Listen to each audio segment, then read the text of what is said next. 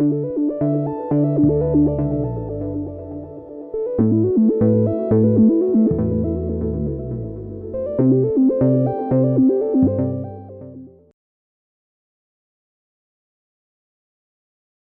everybody.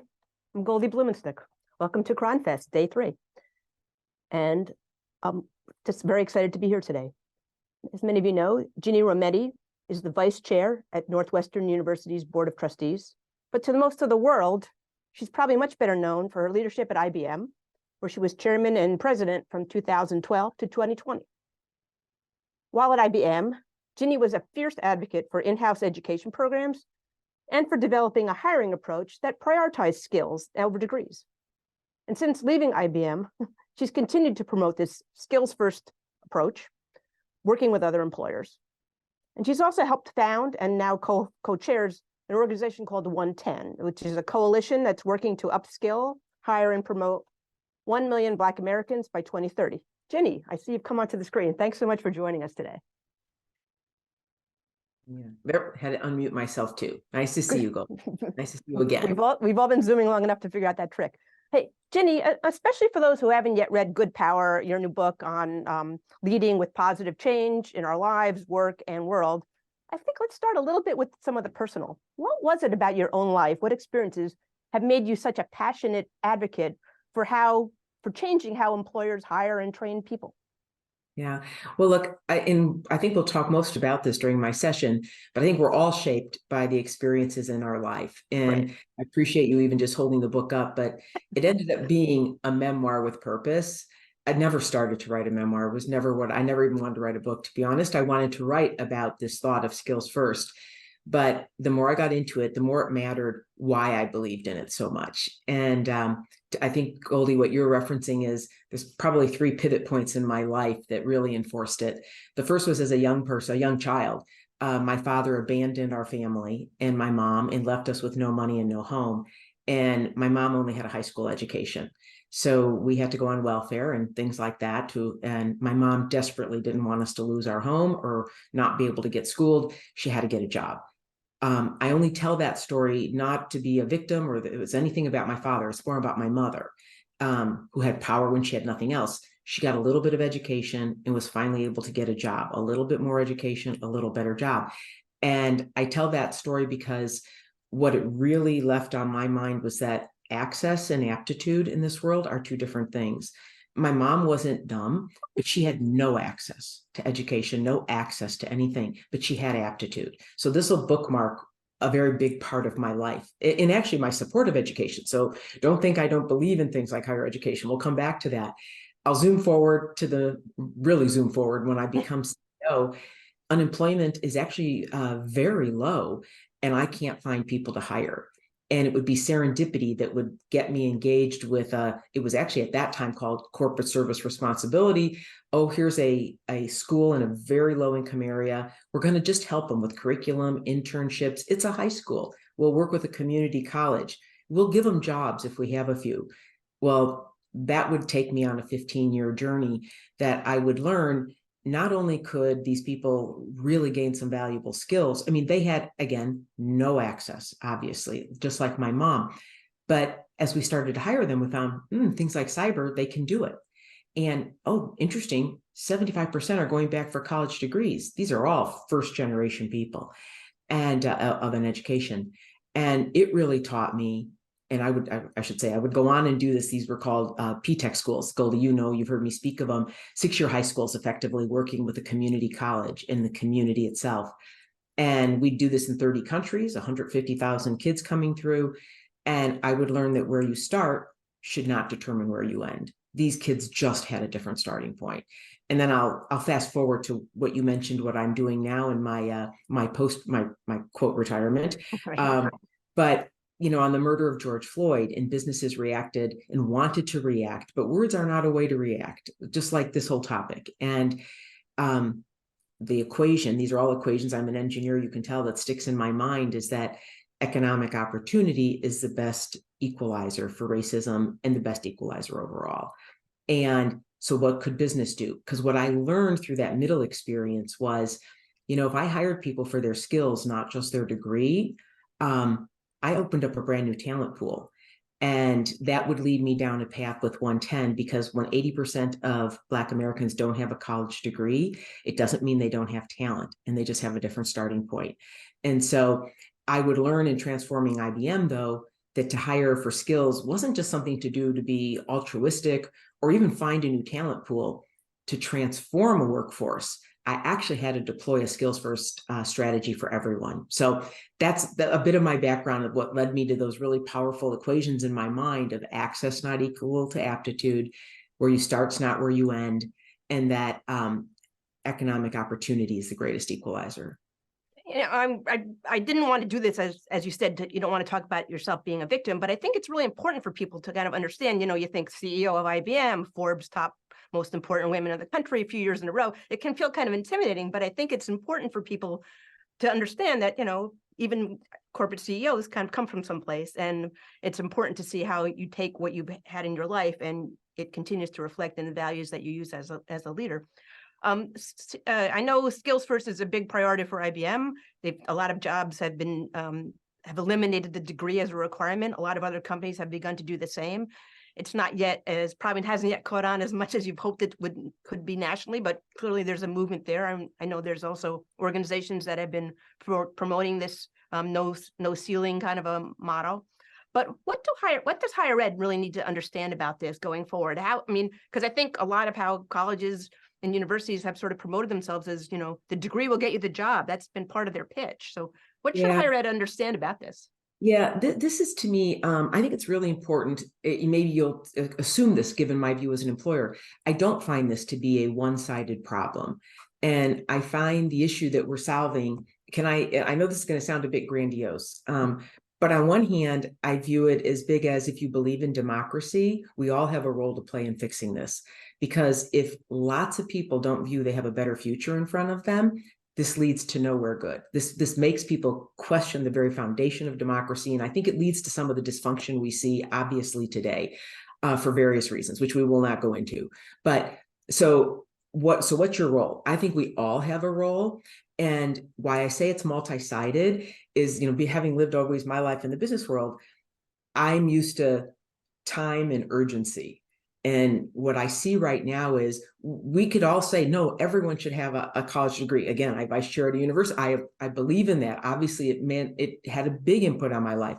However, we don't have time to do that right now. It can't be the only answer. So what I think higher education, it is one pathway, and there has to be multiple on-ramps into it. And they are also separated by time, because and I would ask, what is the other role? Is to be relevant, relevant to what I think employers in the business community needs.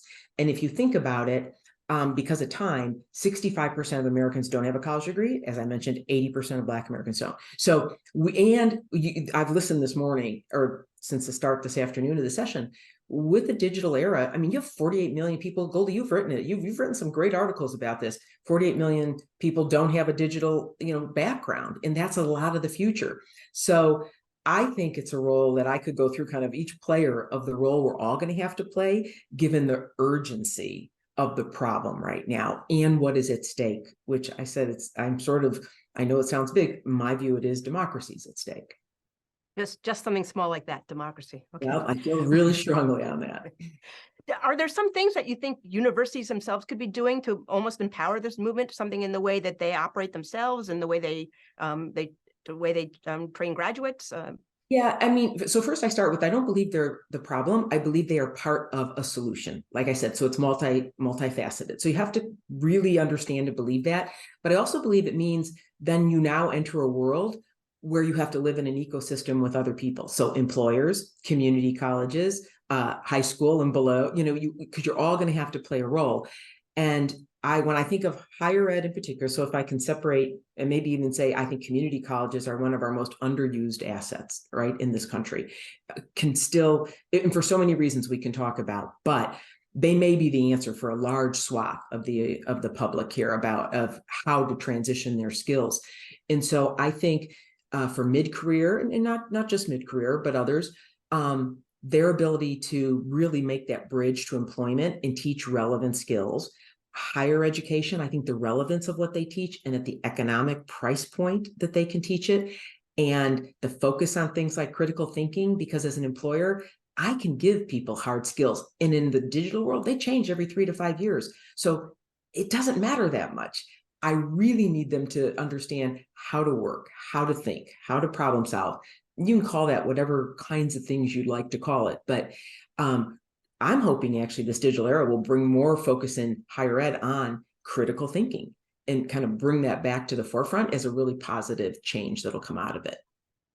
And I know we've gotten some questions even in advance of this conference. Several of the people who registered have been very concerned about how this might affect the future of four-year degrees. Anna Cadavid from Cal State Northridge asks, how might degree programs themselves evolve to adapt so that students still see value in that option of the value in the degree itself? I mean, is there something that you're thinking about for that higher ed degrees could do? So that's it's not just about, if they don't have to compete on skills, but what can the degree do that really is something more valuable?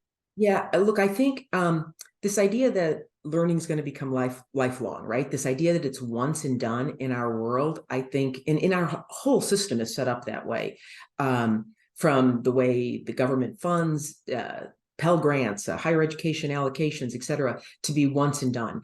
And it is set up that colleges, it's sort of college or bust for lots of reasons, like after the World Wars, why it happened, et cetera. But that aside, I think, what could you do? First, this understanding that this idea of skills first applies to everyone.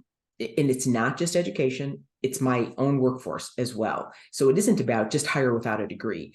That's not the point. Hire for skills makes you a better hirer in general, regardless of whether I have a degree or not.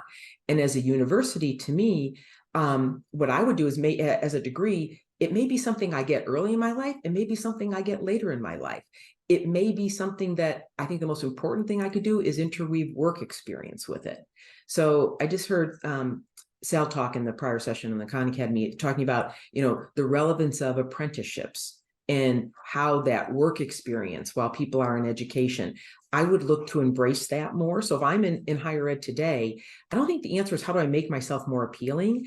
I think, because it's not about how should I say this? Goldie, one thing I learned on solving problems, it's never about how to defend myself and protect myself. It's about how to solve the problem. So the problem is how to get as many people as we can the right skills to succeed in this world and whatever they choose to do.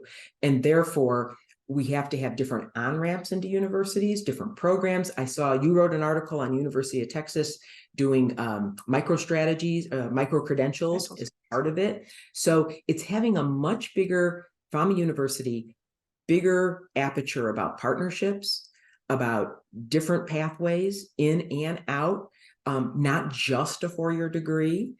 And I do think it will take time. And, I've also seen some of these programs people give up too early. I mean, I've sort of broke my pick at this for 15 years. Nothing changed as fast in this landscape, I've learned, but it doesn't mean you should give up. And I do fear we're going to give up on some things too fast. That's a perfect segue to the next question, because I know in higher ed, we hear a lot about how colleges and universities are very slow to adapt and they're bound by their historic traditions. But IBM isn't some Johnny-come-lately company either. It's been around for 112 years. It's had a very distinct culture. There was always this notion of the IBM man back in the day when there were IBM men and not as many IBM women. And it's got its own traditions. But while you were there, you made a lot of changes to the company and brought a lot of, not just the hiring first culture changes, but skills first culture changes, but a lot of other cultural changes to that organization also. Basically turned over like half the product offerings that the company was making at the time. And I know universities are a little less hierarchical than a company, but are there some lessons from the culture changes that you led at IBM that you think could apply to higher ed?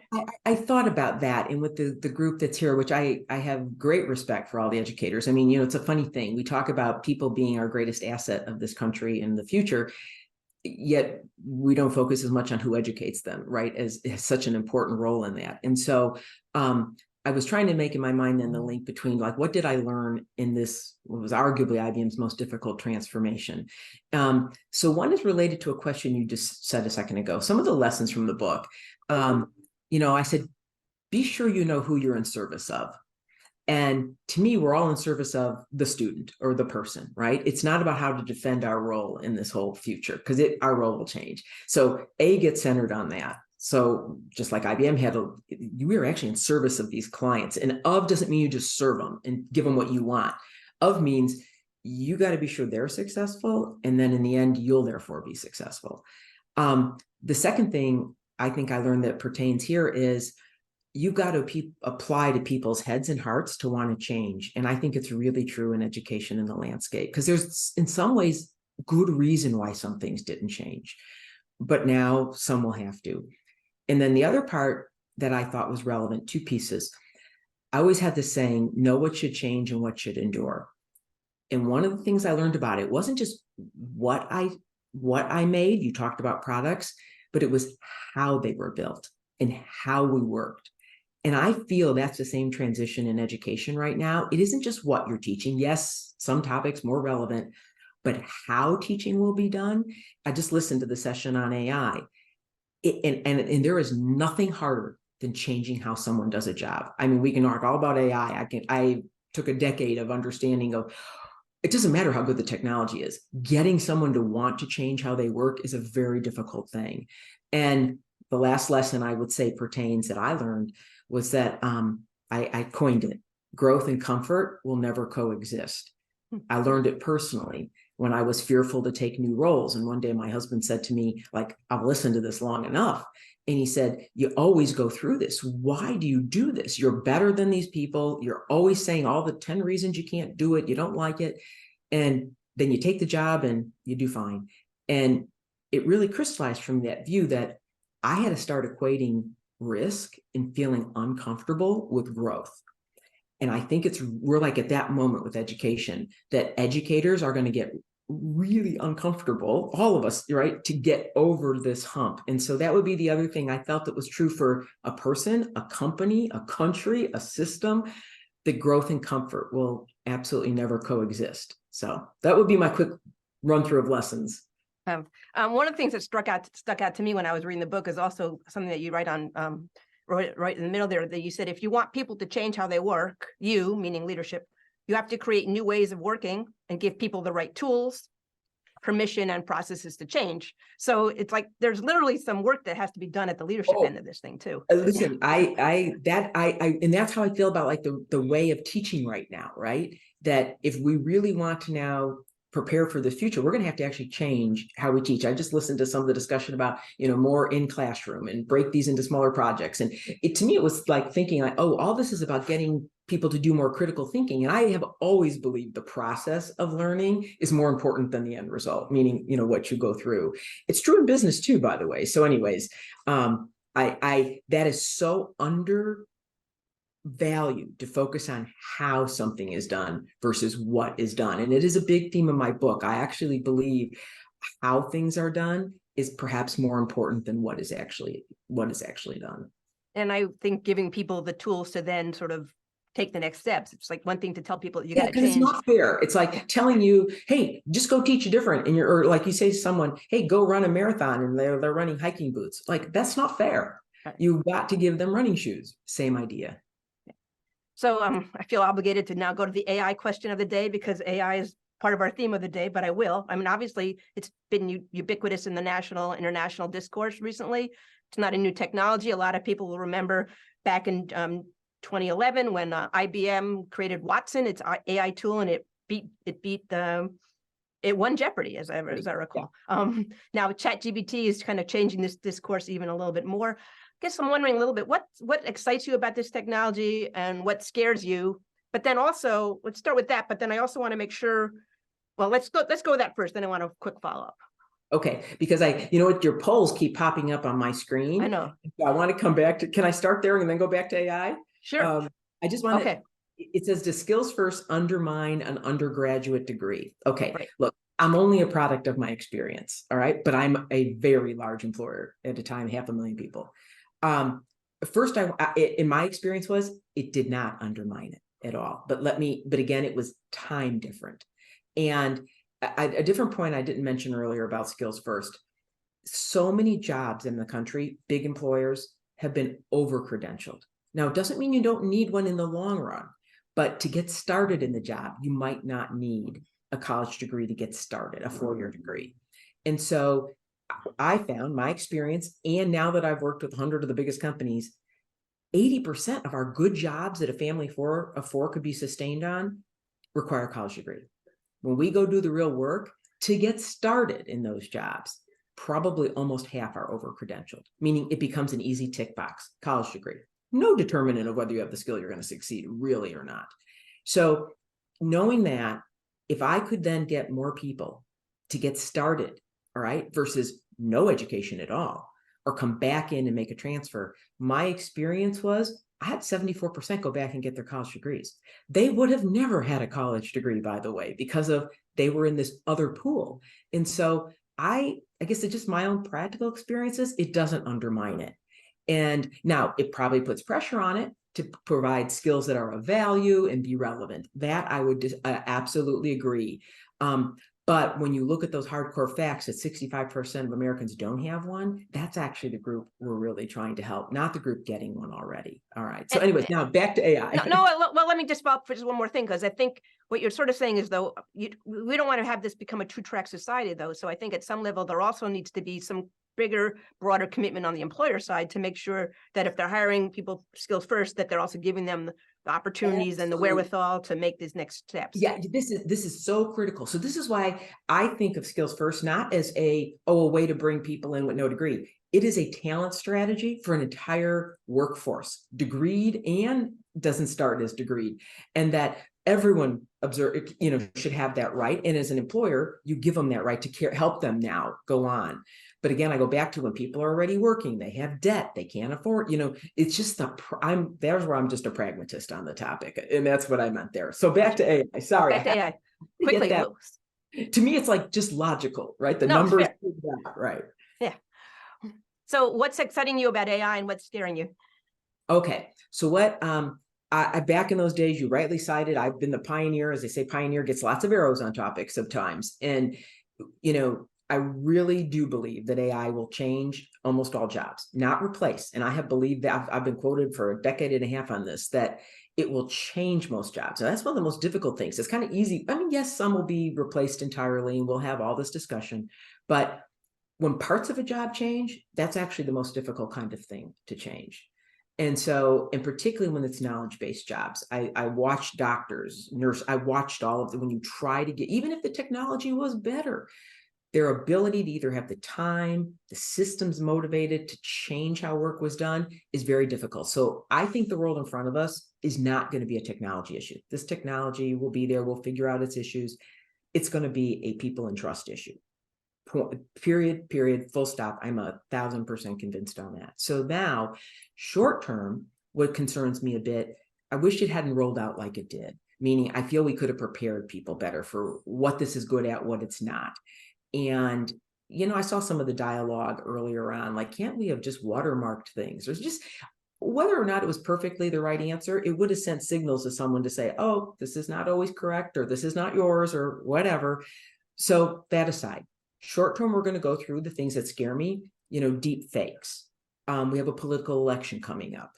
The ability to influence that information to be incorrect. And the difference now versus 10 years ago, it's very consumable. So, you read it and you're like, well, that's written very professionally. I mean, that must be true. It's in my Facebook page, right? I just saw it, yeah. Follow those directions on your Google system, no matter, I mean, you're like, oh, that's an ocean. You go right in, it doesn't matter. You're going to follow them. And so that bothers me in the short run. But in the long run, I think it does give the ability to have people do more than they could do. That everyone talks about the assistant. That's what I watched. And if we focus to jointly, like with person and technology, change how work is done, I've watched people achieve much higher, sort of outcomes in their work than when they worked alone, and feel so much better because people want to do a good job at their work.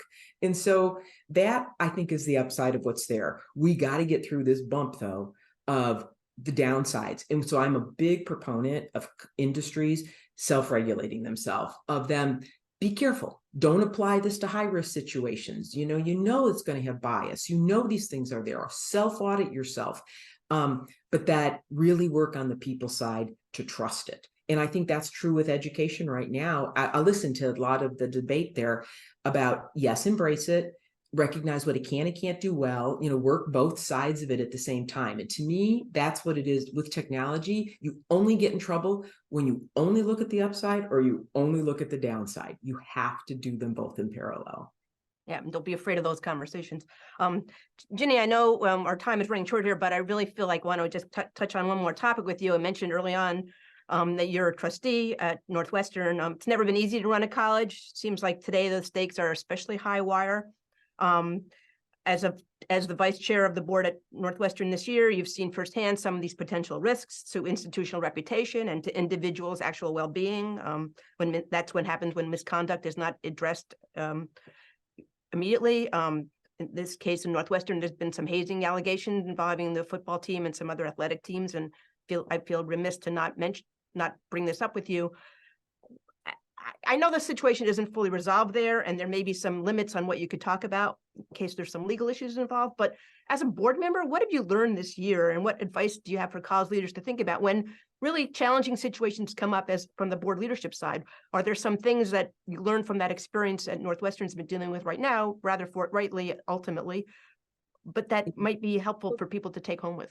I think many things, put aside the situation there, which is obviously, obviously hazing is something no university condones and doesn't believe in, et cetera. And I'm not going to comment particularly on that, but my learnings there, as well as just having run one of the world's largest companies and having a board, it's no different in that, whenever difficult situations arise, always be guided by your values. That's to me the biggest learning, that when you let your values be your guide, the decisions are usually quite clear cut on what it is to do, as long as you deeply understand what those are. And I think that's always the lens upon which to look through very difficult decisions. And I do think, Goldie, to your comment, right now, they're very difficult jobs. Those here out listening that are presidents of universities or chairmen of university, I think those are some of the very most difficult jobs that are out there today. But I think if you always use that as a guide, that's one thing I would say. The other thing I would say when it comes to anybody here listening, that when you'd have a leader and a board, I have a saying that's always guided me, which is trust is built by the drop and it's withdrawn in buckets. And so this idea that, over time, it's about being consistent to your values, and then because problems that inevitably do come up.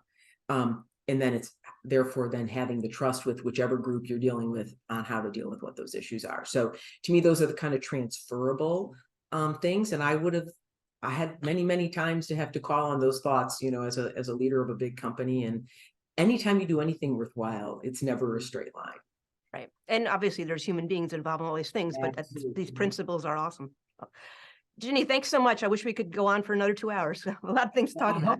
I'm a little bothered by that one poll that said, people believing skills first is going to impact the value of an undergrad degree, because it's just not my experience. It's a different pathway someone may eventually pursue and not immediately. And it just recognizes the reality of the world around. So I hope, like you say, I've dedicated my life now to convincing more and more people in the business world that skills first is a talent strategy to embrace, and that as partners, I look at community colleges and higher education as my partners in building, like what I said, a strong foundation for democracy. So thank you, Goldie, for letting me join you.